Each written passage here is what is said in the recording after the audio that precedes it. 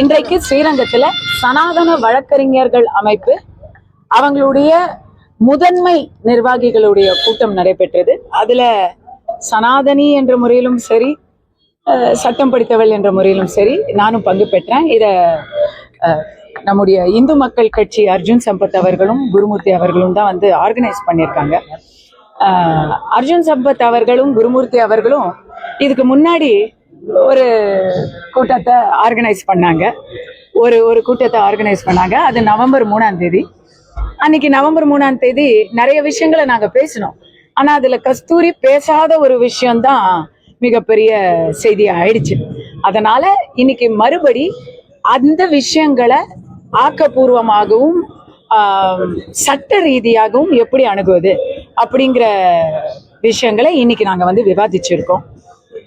பொய் வழக்கு போட்டு பிராமணர்கள் ஏதாவது எதிர்த்து குரல் கொடுத்தாலே உடனே அவங்கள வந்து பொய் வழக்கு போடுவது, அவர்களுக்கு எதிரான பிரச்சாரத்தை முடுக்கி விடுவது, இன்னும் சொல்ல போனா சில பிராமணர்கள் என்று சொல்லிக் கொள்ளக்கூடிய இன துரோகிகளை அவர்கள் பக்கம் இழுத்து அவர்களை வைத்து பிரச்சாரத்தை முடுக்கி விடுவது, இப்படிப்பட்ட வேலைகளை எல்லாம் எப்படி எதிர்கொள்வது அப்படிங்கறத சட்ட ரீதியா விவாதித்துக் கொண்டிருக்கிறார்கள். விவாதம் நடைபெற்றுக் கொண்டிருக்கிறது. விஜய் வந்து பேசியிருக்காங்க, 26 தேர்தலில் திமுக 200 தொகுதி ஜெயிக்காது, மைனஸ்ல போகும். அதெல்லாம் நடந்தா நான் விஜய் வாயில சக்கரை போடுறேங்க. இதுக்கே வந்து அவருக்கு ஆதரவு கொடுக்கலாமே.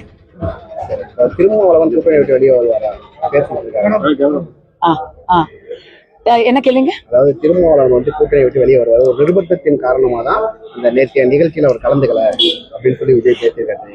எனக்கு திருமா அவர்கள் கூட்டணியை விட்டு வெளியே வருவாரான்னு தெரியல. ஏன்னு கேட்டா அவரு வந்து இன்னைக்கு ஒரு திமுக கூட்டணி எம்பியா இருக்கிறாரு. அதனால அவர்களுக்கு ரொம்ப நாள் ஹிஸ்டரி, ரொம்ப நாளா வாக்கப்பட்டு திமுக கூட்டணியிலேயே இருக்கிறாங்க விசிகே. அவங்க வெளியே வருவாங்களான்னு தெரியல. ஆனா ஆதவ அர்ஜுனா இருக்கணும், இல்லைன்னா திருமா இருக்கணும். விசிகேல 2 பேரும் இருக்க மாட்டாங்கிறது மட்டும் நல்லா தெரியுது. சரி, இப்ப உதயநிதி வந்து தரக்குறைவா விமர்சனம் பண்ணிருக்காரு.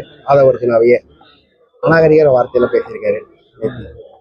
என்னன்னு எதுங்க? இல்ல, உதயநிதி அவர்கள் ஆதவ அர்ஜுனாவை தரக்குறைவா விமர்சிச்சிருக்காரு. அது விஜய பத்தி சொல்லியிருக்காரு. ஆமா, அவர் சினிமா செய்திகளை பாக்குறது இல்லைன்னு அவர் தன்னுடைய ரெட் ஜெயண்ட பத்தி சொல்றாரோ அப்படின்னு நான்லாம் நினைச்சிட்டேன்.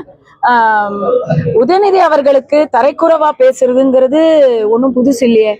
அவர் இன்னைக்கு விஜய் சொல்லியிருக்காரு, ஆதவ அர்ஜுனாவை சொல்லியிருக்காரு.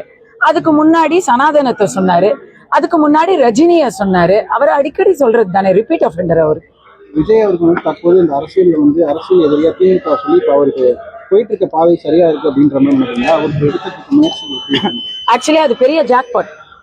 ஏன்னா திமுகவுக்கு ஆப்போசிஷன் தமிழ்நாட்டுல உதயசூரியனுக்கு எதிர் இரட்டை இலை தான் அப்படிங்கிறது தான்.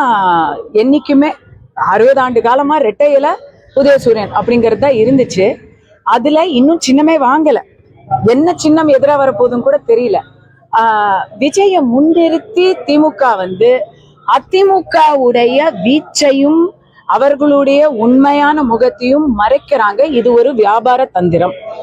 அதே போன்று அமைச்சர்கள் விஜய் வந்து தற்கொலைன்னு சொல்லி இந்த வார்த்தையை பயன்படுத்தி சேகர் பாபு குறிப்பா வந்து அவர் பேச்சுக்கெல்லாம் இது கிடையாது. ஐயா, சேகர் பாபு அவர்களுடைய குட் புக்ஸ்ல கஸ்தூரி ஏற்கனவே இல்ல. என்னுடைய வரலாறு, சமீப கால வரலாறு பாத்தீங்கன்னா அது உங்களுக்கு புரியும்.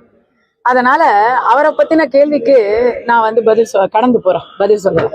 2026 தேர்தல்ல எப்படி இருக்கும்னு நினைக்கிறேன்?